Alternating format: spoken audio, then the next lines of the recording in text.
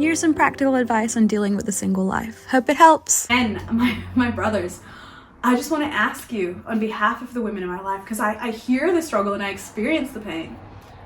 When you ask a woman out, be intentional. Ask her on a date. Don't just ask her to hang out or just, flirt aimlessly with her. Don't waste her heart like that. You might not respect it, but somebody else will. And if you can't respect it, don't waste her time. Because one day you're going to meet a woman that you're going to want to lay down your life for, right? The scripture says, women submit to your husbands and men lay down your life as Christ did for the church, for your bride. Men, in this season of singleness, you have an opportunity to learn to love the women in your life as sisters, and an opportunity to prepare your heart to die to itself for the love of your future spouse. Don't waste that opportunity. Be intentional. If you aren't interested in a girl, just tell her and be honest. And women, if the man is honest with you, don't keep pursuing him. Don't keep chasing after him. Give him the space he needs to be a man. And respect your own dignity. Because one day we're going to have to submit to our future husbands. To submit is to fall under the mission of. You don't want to fall under the mission of somebody who doesn't respect you. Like, you don't want that. No woman wants that. I don't want that. So don't settle for that. Don't let yourself be used that way.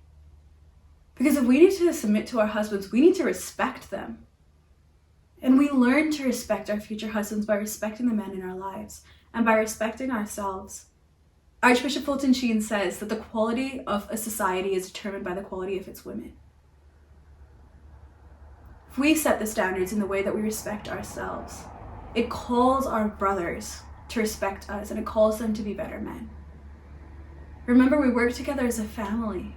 Catholicism, Christianity, it's not a religion of the self. God himself is a community. He's a triune God. He's a Trinity, Father, Son, and Spirit. And so why should we expect that the world revolves around us when we can and we are called to and we should be living for the other out of love for God?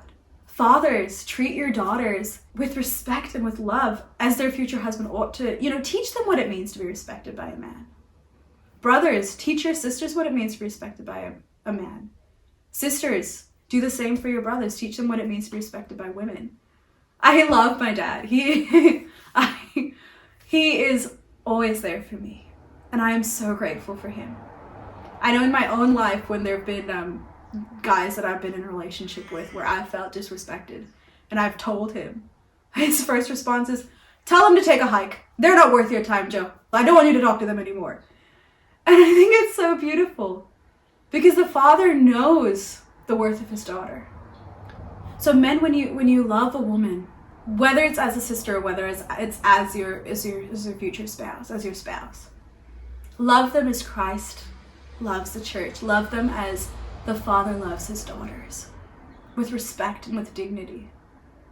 And women, as you love the men in your life, love them as Our Lady loves them, with respect, humility, and dignity. We are one family. We are one heart, beating together for the salvation of souls, pouring out love into the world. So let us beat together. Let us beat in union and in complementarity. And let us trust that God has a plan. If he's calling you to marriage, he can't call you to something without, he can't call you to marriage without a future spouse, right? That's not how it works. Then you're single, right? If he's calling you to marriage, he has a person for you. You just gotta trust in this time. Run after the Lord. Keep running after the Lord. Don't settle. Don't settle when it comes to faith. It's not worth it. It's not worth it to compromise your faith and your values. If we want a Saint Joseph in our lives, we want a virtuous man, be a virtuous woman. If you want a virtuous woman, be a virtuous man. And in pursuing the Lord, in being virtuous, you will attract virtue. And God will bless you. So take the time to pray for your future spouse. May you know that you always have room at the table. Bye!